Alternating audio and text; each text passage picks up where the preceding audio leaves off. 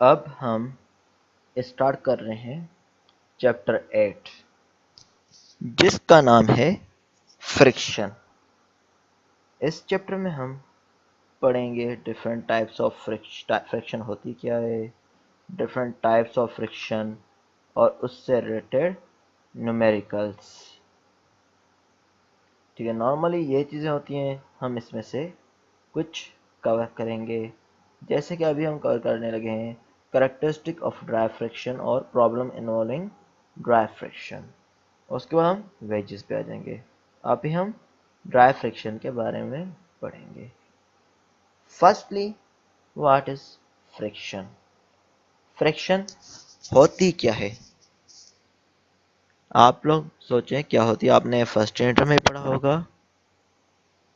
Friction जो force होती है ये रेजिस्टेंस फोर्स होती है जो रेजिस्ट करती है movement of two contacting surface.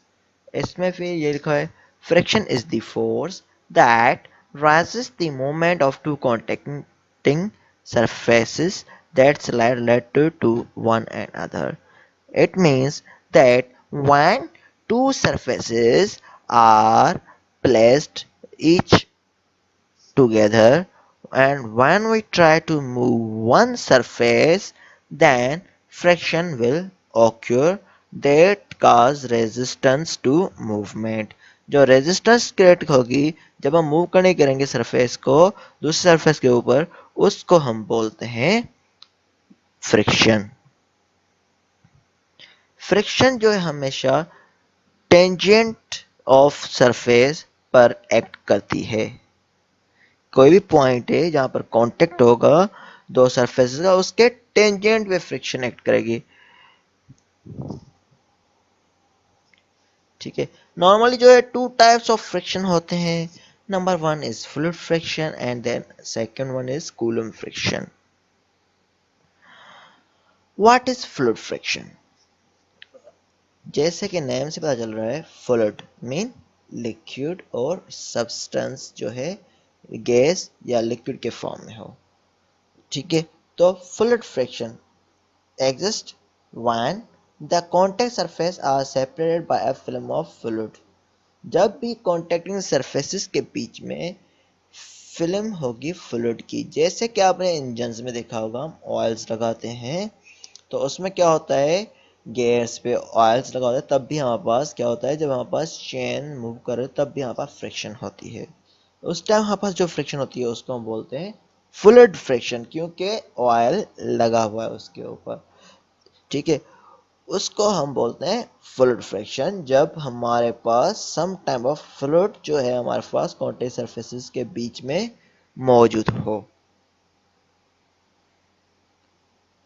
ठीक है, तो ये डिपेंड करती है वेलोसिटी ऑफ द फ्लूइड कौन सा है और फ्लूइड कितनी रेजिस्टेंस करता है ऑब्जेक्ट की मूवमेंट को, और जो है its ability to resist shear force, और जो शेयर फोर्स हम अप्लाई करते हैं वो कितना रेजिस्ट कर रहा है।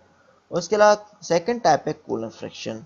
जैसे कि यहाँ पर फ्लूइड फ्रिक्शन में लिक्विड होगा, सेकंड है जिसमें लिक्विड मौजूद ना हो या फ्लूइड मौजूद ना हो, एब्सेंस ऑफ फ्लूइड या लुब्रिकेटिंग फ्लूइड में होगा, उस टाइप की फ्रिक्शन को हम बोलेंगे कूलम फ्रिक्शन। ठीक है, अब हमारे पास कैरेक्टरिस्टिक ऑफ ड्राई फ्रिक्शन क्या होते हैं। अब हम कंसीडर कर रहे हैं one block which is placed horizontal on the surface, जिसका वेट W है जो एक्ट कर रहा है डाउनवर्ड। तो उस पे हम क्या कर रहे हैं, एक फोर्स P अप्लाई कर रहे हैं। ठीक है, और जो कॉन्टैक्टिंग सरफेस है इसका वो है नॉन रिजिड और डिफॉर्मेबल, और दूसरा पार्ट है जो है ब्लॉक वो है रिजिड है। ब्लॉक में चेंजेस नहीं आ रहे, ब्लॉक का शेप सेम रहेगा जबकि सरफेस का शेप थोड़ा सा चेंज हो सकता है, हमने ये कंसीडर किया है। अब जब हमारे पास ब्लॉक फोर्स P अप्लाई करेंगे तो हमारे पास क्या होगा, ऑब्जेक्ट मूव करने करेगा लेकिन मूव नहीं कर रहा होगा। उस टाइम हमारे पास क्या है, दो फोर्सेस एक्ट कर रही होती हैं। एक तो नॉर्मल फोर्स ये वाली जो वेट के अपोजिट में है, क्योंकि सरफेस डिफॉर्म हो सकता है तो नॉर्मल फोर्स इसके अपोजिट डायरेक्शन में होगी वेट के, जो है परपेंडिकुलर डायरेक्शन में। और दूसरी होती है फ्रिक्शन फोर्स, जो हमारे पास मूवमेंट के अपोजिट डायरेक्शन में एक्ट कर रही होती है। जैसे कि यहाँ पर P जो है राइट हैंड साइड पे एक्ट कर रहा है, तो friction force left hand side पे एक्ट करेगी। फॉर इक्विलिब्रियम नॉर्मल फोर्स जो है एक्ट करती है अपवर्ड, जो है ब्लॉक का वेट है उसके अपोजिट डायरेक्शन में, जबकि फ्रिक्शन फोर्स जो है अपोजिट डायरेक्शन में करेगी। ये वाला पॉइंट हमें हमेशा याद रखना है। हम अब जब इसका माइक्रोस्कोपिक व्यू देखेंगे, जब टू सरफेसेस कांटेक्ट पे होते हैं तो हमें कुछ इस तरह का सरफेस दिखेगा, क्योंकि रियल में जब माइक्रोस्कोप व्यू देखते हैं सरफेस को, जो स्मूथ सरफेस होता है वो भी कुछ इस तरह से दिख रहा होता है। हर एक एज होती है इस तरह सेपरेट होता है, तो हमें सिंपली स्मूथ दिख रहा होता है, लेकिन रियल में इस तरह होता है। तो नॉर्मली जो फ्रिक्शन फोर्स होती है, जैसे कि हमारे पास मोमेंट फोर्स हम इस तरह अप्लाई करते हैं, फ्रिक्शन फोर्स इसके अपोजिट डायरेक्शन में थी और नॉर्मल रिएक्शन उसके ऊपर था। Friction force left hand side पे थी और नॉर्मल जो है वेट के अपोजिट साइड मीन के अपर डायरेक्शन में था। तो इन दोनों के बीच में एक फोर्स होती है जिसको हम बोलते हैं रिएक्टिव फोर्स, जो डेवलप होती है इन दोनों के बीच में। ठीक है, ये रिएक्टिव फोर्स जो है हर एक की अलग अलग होती है वैसे रियल में, लेकिन हम जनरलाइज टाइप के लिए सिंपली एक फोर्स लेते हैं।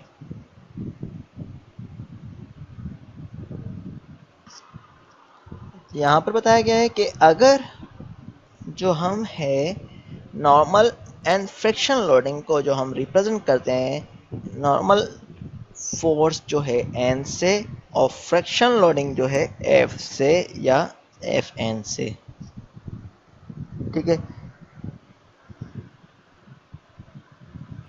जो एफ एन होगा अपोजिट डायरेक्शन में होगा जिस डायरेक्शन में फोर्स अप्लाई कर रहे हैं, और जो एन होता है नॉर्मल जो कॉन्टेक्टिंग सरफेस होंगे उससे जो वेट है या सेंटर ऑफ ग्रेविटी है उससे एक्स डिस्टेंस पे लेते हैं।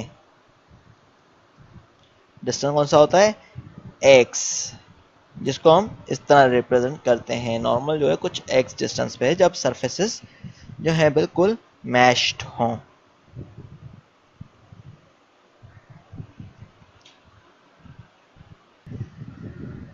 अब इम्पेंडिंग मोशन, अब इसका मतलब क्या है, जब हम फोर्स जो अब हमारे पास कंसीडर करें केस जब हमारे पास दो सरफेस एक दूसरे के ऊपर प्लेस्ड हैं, तो हम फोर्स भी अप्लाई कर रहे हैं। फोर्स भी अप्लाई कर रहे हैं तो हमारे पास क्या होगा, आर्म से फोर्स हम बढ़ाते जाते हैं, तो उस केस में फ्रिक्शन फोर्स बढ़ना शुरू हो जाएगी। तब तक बढ़ती जाएगी जब तक हमारे पास ब्लॉक जो है मूव करना स्टार्ट ना करे। मेन ये तब तक पड़ेगी until it attain a certain maximum value of F called the limiting static friction force। जो मैक्सिमम वैल्यू होगी F की, जब उसके बाद ये ऑब्जेक्ट मूव करना स्टार्ट करेगा उसको हम बोलते हैं limiting static friction force.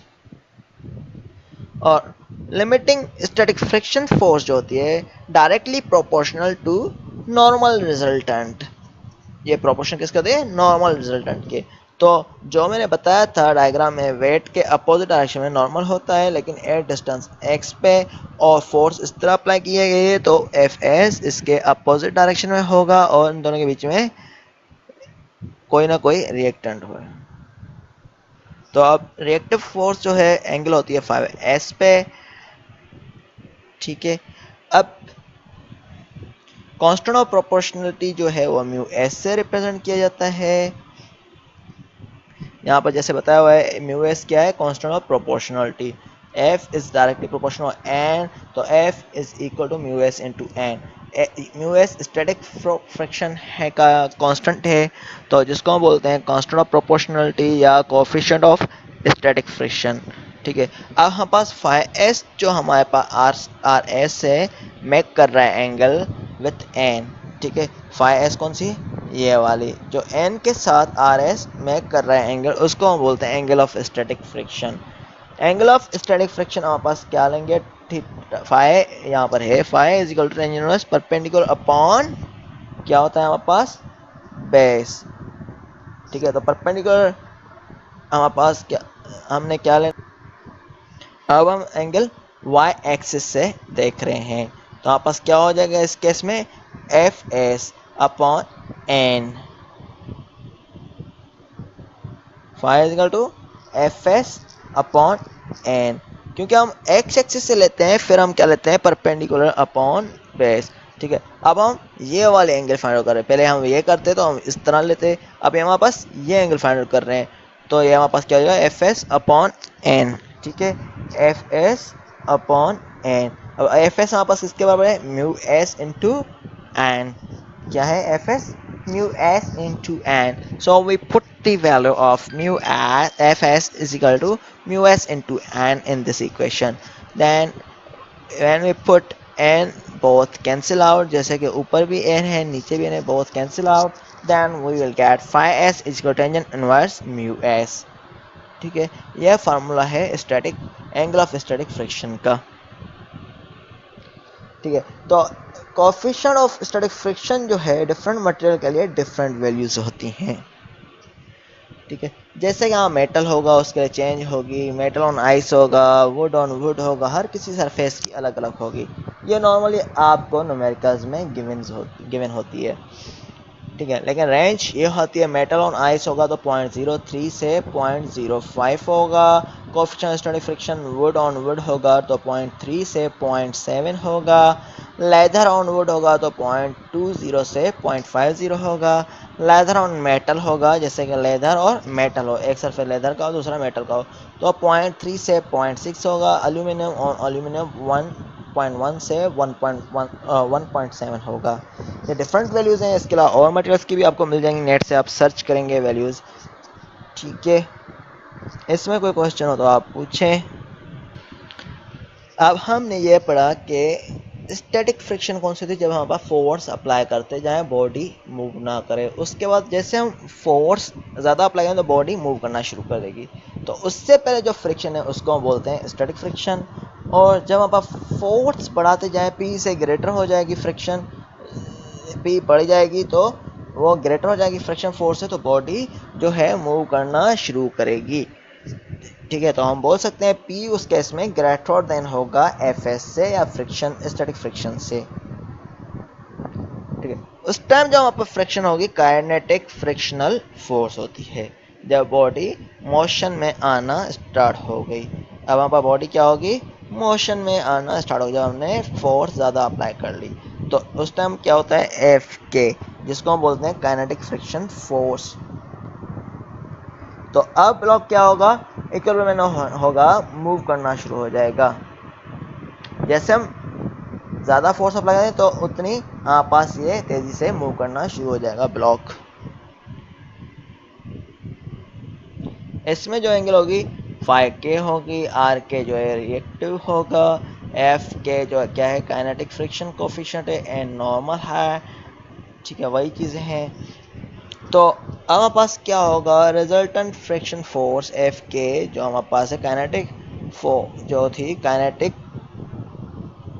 Frictional force जो है डायरेक्टली प्रोपोर्शनल है किसके, मैग्नीट्यूड और रिजल्टेंट नॉर्मल, यह भी मैग्नीट्यूड है रिजल्टेंट नॉर्मल के।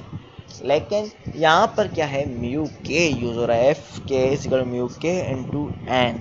म्यू के क्या है, कांस्टेंट ऑफ अगेन प्रोपोर्शनलिटी है, किसका पहले था स्टैटिक था म्यू एस, ये म्यू के है, म्यू के काइनेटिक फ्रिक्शन है, क्योंकि ऑब्जेक्ट जो है मूव कर रहा है, ऑब्जेक्ट मूव कर रहा है उस टाइम काइनेटिक फ्रिक्शन कोफिशिएंट होगा, तो हम म्यू के हम यूज़ करेंगे। म्यू के जो है नॉर्मली जो टिपिकली सिमिलर होता है म्यू एस से, म्यू के जो है सिमिलर होता है म्यू एस से, कितना 25% नॉर्मली होता है।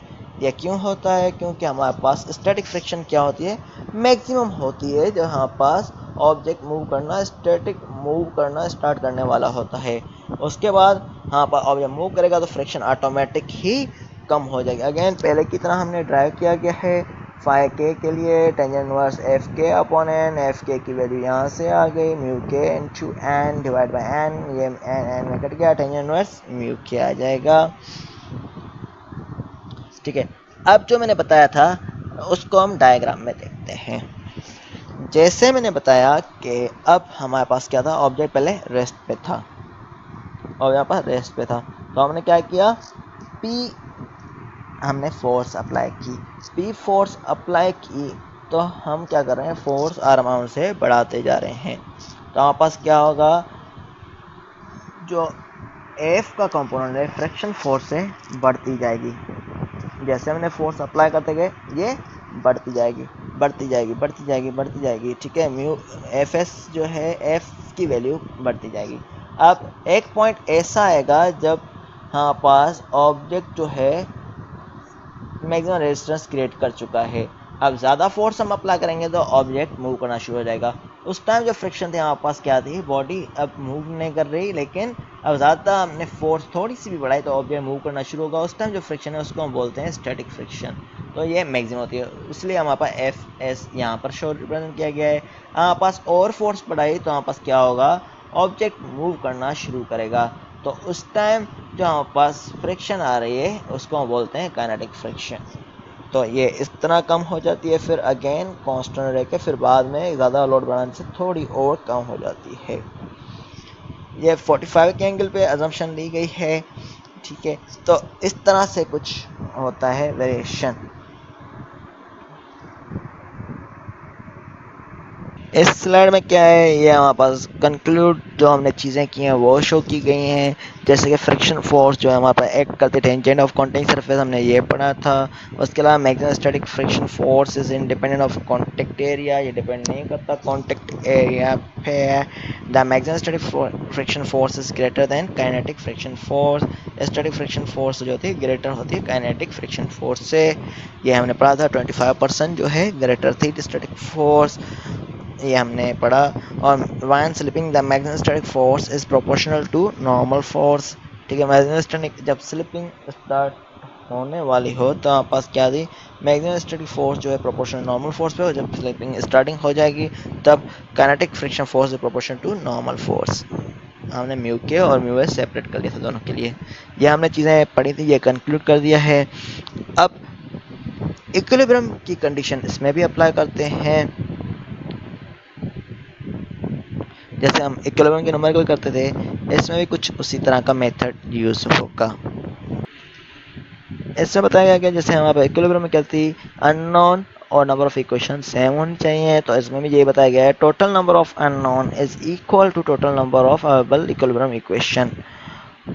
और फ्रिक्शन फोर्स जो है मस्ट सेटिस्फाई करे एफ इज लेस दैन और equal to mu S into N. ठीक है, अगर ये वाली इक्वेशन सेटिस्फाई होती है तब हमारे पास क्या होगा, फ्रिक्शन फोर्स जो है लेस दैन और equal to mu S into N. तो उस केस में स्लिपिंग नहीं ऑक्यूर होगी। अगर F जो है ग्रेटर हो जाए, फोर्स जो है ग्रेटर हो जाए म्यू एस इंटू एन, ये क्या है फ्रिक्शन का coefficient, mu S into N से ग्रेटर होगी तो हमारे पास क्या होगा, स्लिपिंग ऑक्यूर होगी और बॉडी इक्विलिब्रियम में नहीं रहेगी। तो उसके लिए हम क्या करेंगे, जैसे एक डायग्राम दी है यहाँ पर म्यू सी और म्यू ए दिया हुआ है, तो हम फ्रिक्शन फोर्स जो है इन दोनों पॉइंट पे चेक करेंगे, फिर हमारे पास इक्विलिब्रियम की कंडीशन अप्लाई करेंगे, क्या इसमें स्लिपिंग ऑक्यूर होगी या नहीं। इसमें भी वही सेम मेथड है, हम स्टार्ट में कुछ अजम्पशन लेते हैं। अगर हमारे पास आंसर पॉजिटिव आया तो हमारे पास क्या होगा, वैल्यू सही ली है। अगर नेगेटिव आया तो जैसे हम पहले करके आ रहे हैं ट्रस्ट के चैप्टर में, उससे पहले चैप्टर में, तो हमारे पास नेगेटिव वैल्यू आ रही है तो हमारे पास डायरेक्शन जो है हमने जो अज्यूम किया उससे अपोजिट होगी। इस पे हम एक न्यूमेरिकल करने लगे हैं। Example 8.1, the uniform crate has the mass of 20 kg. तो हमें क्रेट का मास गिवन है, इससे हम वाइट इजीली निकाल सकेंगे। If a force P 80 newton is applied on to the crate, अगर जो है फोर्स 80 न्यूटन हम अप्लाई कर रहे हैं क्रेट पे, कौन सी फोर्स है, ये वाली 80 न्यूटन की है जो हम अप्लाई करें क्रेट पे, एंगल 30 पे, determine if it remain in equilibrium. तो हमें बताना है क्या ये इक्विलिब्रियम में होगी। द कोएफिशिएंट ऑफ रिफ्लेक्शन जो है हमें म्यू 0.3 गिवन है।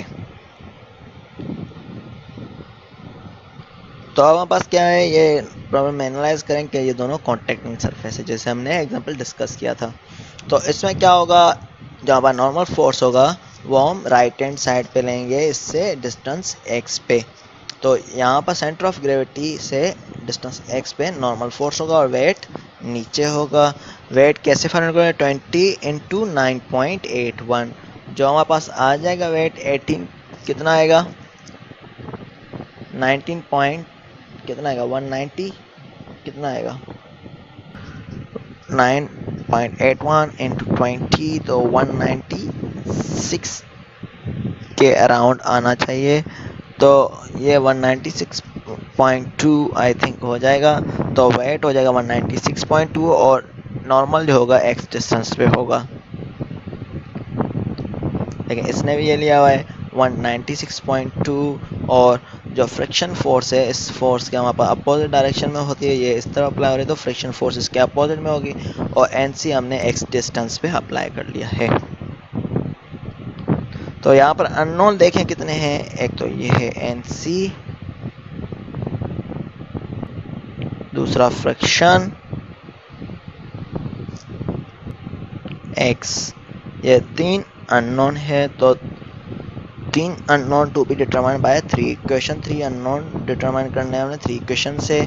तो हमने क्या करना है, इसको सेम मेथड अप्लाई करना है, इक्विलिब्रियम पे बॉडी रह रही है या नहीं, इक्विलिब्रियम वाली इक्वेशन यूज होगी। कौन सी, summation of forces in x is equal to 0, summation of forces in y is equal to 0 and summation of moment is equal to 0। तो हम पहले अप्लाई करें summation of forces in x is equal to 0। तो देखें x में कौन सी force है, एक तो ये है, तो ये क्या हो जाएगी 80 cos 30, यही होगा क्योंकि फर्स्ट कोऑर्डिनेट में आ जाएगी जब हम इस तरह रिजोल्व करेंगे। तो 80 cos 30 ये वाला माइनस f, सही है, 80 cos 30 माइनस एफ, क्योंकि ये अपोजिट डायरेक्शन में है, मीन के थर्ड कोऑर्डिनेट के एंड पे आ रही है 180 डिग्री पे, तो माइनस एफ हो जाएगा। तो यहाँ से हमें एफ की वैल्यू मिल जाएगी, F is 80 cos 30 minus F is equal to 0। तो एफ की वैल्यू मिल जाएगी हमें 69.3 न्यूटन। अब summation of forces in y is equal to 0, y में कौन सी है, एक तो NC है, दूसरी ये है और तीसरी ये वाली है, ठीक है। NC पॉजिटिव लेंगे, ये वाली नेगेटिव लेंगे, और ये वाली क्या हो जाएगी 3 और 4, ये फोर्थ कोऑर्डिनेट में आ रहा है, फोर्थ कोऑर्डिनेट में क्या होगा, ये y एक्सिस नेगेटिव है, तो माइनस 80 क्या हो जाएगा y एक्सिस के एंगल, तो ये sin 30 हो जाएगा। तो NC माइनस 196.2, यही पढ़ा, NC माइनस 196.2 माइनस 80 sin 30। तो ये हमें सारे गिवन हैं, तो उनकी वैल्यू पुट करेंगे तो हमें NC मिल जाएगा, कितना मिल जाएगा 236 न्यूटन। अब हम taking movement about point O कर रहे हैं, O पॉइंट से हम मूवमेंट ले रहे हैं। कौन कौन सी फोर्सेस हैं मूवमेंट के मुताबिक, ये वाली तो हमारे पास नहीं लेंगे क्योंकि इसमें परपेंडिकुलर डिस्टेंस कोई नहीं है, ये यहाँ पर है, इसके ओरिजिन पर ये वाली नहीं है। ये वाली फोर्स है, इसके दो कंपोनेंट होंगे, एक x और दूसरा y। तो ये 0.8 डिस्टेंस और सेंटर ऑफ ग्रेविटी से 0.4 इस तरफ होगा, 0.4 मीन के 0.4 जो है वर्टिकल फोर्स के लिए डिस्टेंस है और 0.2 है जो हॉरिजॉन्टल फोर्स के लिए डिस्टेंस है। यही मतलब हुआ क्योंकि यहाँ पर इसके दो कंपोनेंट हो जाएंगे, पी के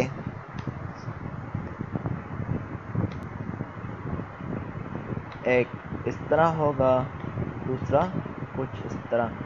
तो इस पॉइंट के लिए हमारे पास 0.2 डिस्टेंस होगा और इसके लिए 0.4, यही हमने डिस्कस किया है।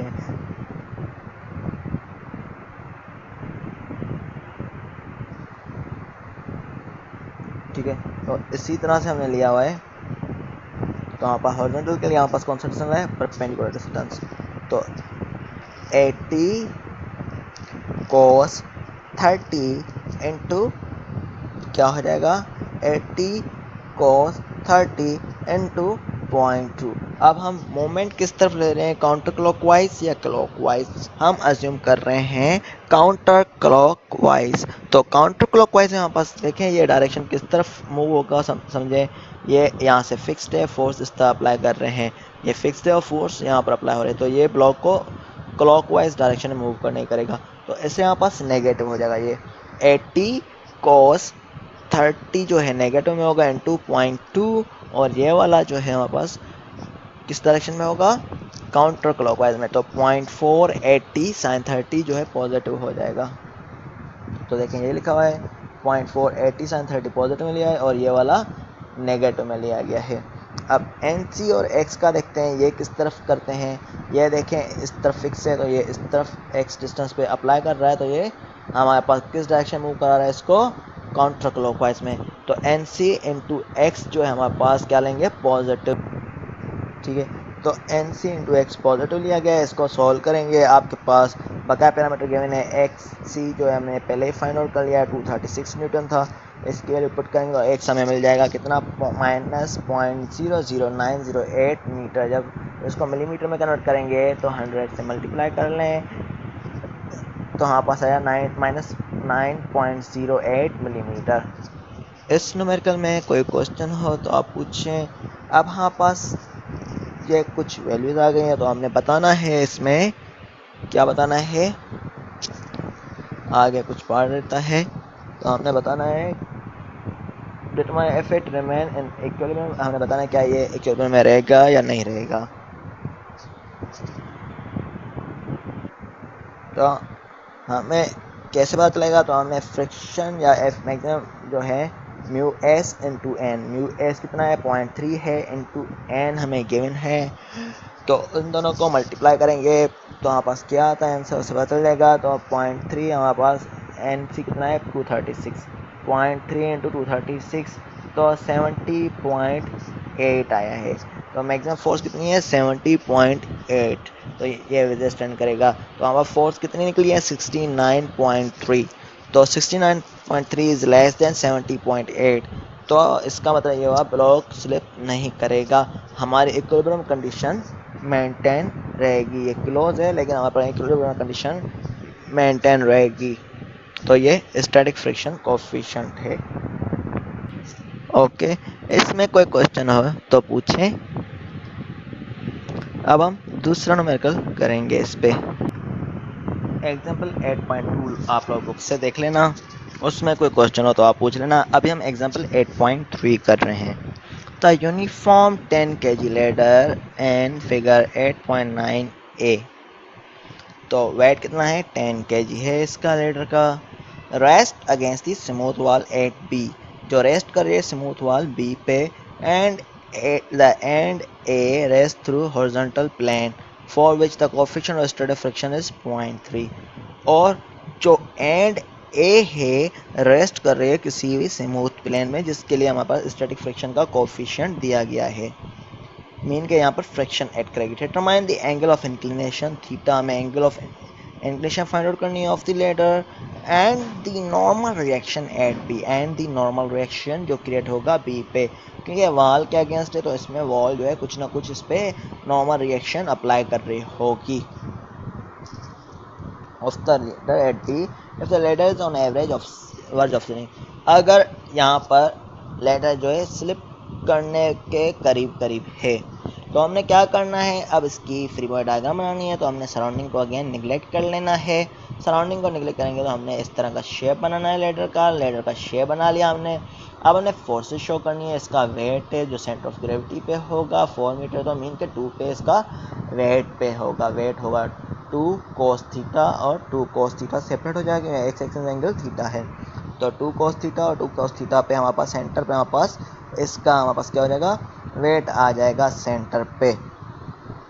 ओके, ये 2 cos थीटा और 2 cos थीटा पे इसका वेट आ गया। हमने फोर्स अब शो करनी है, wall rest against the wall है, तो वॉल का रिएक्शन फोर्स एन बी है, इसके अपोजिट में है, तो एन बी यहाँ पर हमने शो कर लिया। अब जो हमारे पास एन ए क्या होता है, वेट के अपोजिट में होता है, तो वेट डाउनवर्ड है तो एन ए ऊपर होगा। अब ये सीढ़ी जो है किस तरफ स्लिप करेगी, इस तरफ करेगी, लेडर जो है इस तरफ मूव करें, तो फ्रिक्शन फोर्स इसके अपोजिट में होगी, तो एफ ए हमने रिप्रेजेंट कर दिया है, ये इस तरफ होगी। ठीक है, तो ये वाला फिगर आपको समझ में आ गया होगा। ये तो 4 मीटर है, हॉरिजॉन्टल के लिए हमारे पास cos थीटा लेते हैं और वर्टिकल के लिए sin थीटा लेते हैं, तो ये इस डायग्राम में शो किया गया है डिस्टेंस। अब हमारे पास summation of forces in x is equal to 0। x में कंपोनेंट कौन से हैं, एन बी और एफ ए, तो F A minus M B होना, एन बी होना चाहिए।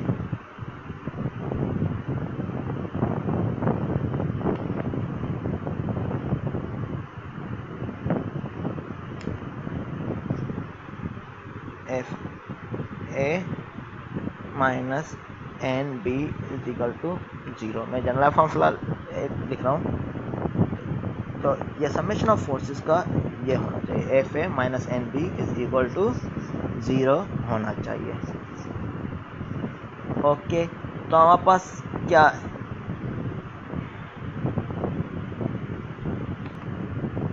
एफ ए गिवन है, एफ ए क्या है, फ्रिक्शन कंपोनेंट है फोर्स का, तो उसके हमारे पास फार्मूला क्या है, mu S into N A, तो एन ए अब हमारे पास नहीं गिवन, तो उसके हमारे पास एन ए फाइंड आउट होना चाहिए। ठीक है, तो अब हम summation of forces in Y करें, इसको इक्वेशन 1 दे दें। अब summation of forces in Y, Y में कौन सी है, एक ये वाली फोर्स है एन ए और दूसरा ये वाला वेट है, तो एन ए जो है पॉजिटिव में होगा, minus 10 into 9.81 is equal to 0 होगा, तो एन ए जो 98.1 होना चाहिए। तो summation of forces in Y 10 into 9.81 is equal to 0, तो एन ए जो 98.1 न्यूटन आ गया। ठीक है, तो 98.1 न्यूटन आ गया, तो एफ ए हम फाइंड आउट कर सकते हैं। अब एफ ए जो mu S into N A, mu S कितना 0.3 है, एन ए कितना 98.1, इन दोनों को मल्टीप्लाई करेंगे तो हमारे पास एफ ए मिल जाएगा, जो मिलेगा कितना मिलेगा हमारे पास 29.43, तो 29.43 इसकी वैल्यू पुट करेंगे तो एन बी क्या हो जाएगा 29.43। देखें ये इस तरफ जाएगा, एफ ए जो 29.43 इसको हमने इस तरफ लेके गए, तो एन बी जो 29.43 हमारे पास न्यूटन आंसर आ गया। ठीक है, ये दोनों हो गए, अब हमारे पास ये दोनों मिल गए, एन ए भी मिल गया, एन बी भी मिल गया, ओके, और एफ ए भी मिल गया। अब हमने क्या करना है, determine the angle of inclination, angle find out करनी है इंक्लिनेशन की। तो इक्विलिब्रियम वाला टॉपिक हमारे पास क्या लेते हैं, मूवमेंट लेते हैं। अब आपकी मर्जी है मूवमेंट ए पॉइंट पे लें या बी पॉइंट पे लें। मैं ए पॉइंट पे कंसीडर करूँ क्योंकि ये 2 फोर्सेस मुझे कंसीडर नहीं करनी पड़ेगी। अगर मैं बी पॉइंट पे लेता फिर मुझे ये भी फोर्स कंसीडर करनी पड़ती, ये भी करनी पड़ती। अब मैं ए पॉइंट पे ले रहा हूँ, तो जिस पॉइंट पे लेते हैं वहाँ पर हमारे पास वो वाली फोर्सेस नहीं लेते हैं क्योंकि ओरिजिन पे ही है। अब इस पॉइंट से आगे ये वाला पॉइंट है, वेट, दूसरा एन बी है। तो मोमेंट आपकी मर्जी काउंटर क्लॉकवाइज लें या क्लॉकवाइज लें, मैं as a standard counter clockwise ले रहा हूँ। तो अब यहाँ से पहले लेते हैं एन बी को, चलें। एन बी क्या है, यहाँ पास किस तरह मोशन क्रिएट करेगी, यहाँ से फिक्स्ड है, मीन यहाँ से फिक्स्ड है और ये वर्टिकल डिस्टेंस है। तो एन बी किस तरह रोटेट करेगी, इसको काउंटर क्लॉकवाइज डायरेक्शन, मीन के एन बी हम पॉजिटिव लेंगे। अब ये वाला यहाँ से फिक्स्ड है और फोर्स नीचे कर रही है, और ये वाला जो इसको क्लॉकवाइज डायरेक्शन में मूव करेगा। तो मैंने काउंटर क्लॉकवाइज डायरेक्शन में मूवमेंट ली है, तो हमारे पास क्या हो जाएगा, एन बी पॉजिटिव में एन बी होगा इंटू 4 एम साइन थीटा, क्योंकि परपेंडिकुलर डिस्टेंस लेना है तो 4 sine theta N B 4 sine theta, ये पॉजिटिव होगा, इंटू 98.1 टू कोस थीटा जो है नेगेटिव में होगा। ये लिखा हुआ है 29.43 मीटर है ये भाई आप मीटर करें ना करें। 4 sine theta minus 10 into 9.81 two cos theta is equal to 0। ठीक है, तो इसको आप सॉल्व कर रहे हैं, साइन थीटा और कोस थीटा को सेपरेट कर लें, तो 2 यहाँ से 2 टू का 4 हो जाएगा, तो ये क्या हो जाएगा, इसको मल्टीप्लाई करेंगे और इसको, ठीक है, तो आप सेपरेट कर लेंगे साइन थीटा और कोस थीटा, तो आपके पास tan theta is equal to 1.667 आएगा, और थीटा से टेन इनवर्स 1.667 लेंगे तो 59.04 या 59 डिग्री ये आ जाएगा आपके पास एंगल। ठीक है, तो आप लिखेंगे एंगल ऑफ इंक्लिनेशन इज 29 और 59 डिग्री। ठीक है, ये आपको होपफुली न्यूमेरिकल समझ में आ गया होगा। इस न्यूमेरिकल में कोई क्वेश्चन हो तो आप लोग पूछ सकते हैं। इसके अलावा कुछ न्यूमेरिकल्स हैं जो मैंने आपको असाइनमेंट 3 के लिए दिए हैं। असाइनमेंट 3 आप लोगों ने प्रिपेयर रखनी है या आपने जल्दी सबमिट करवानी है।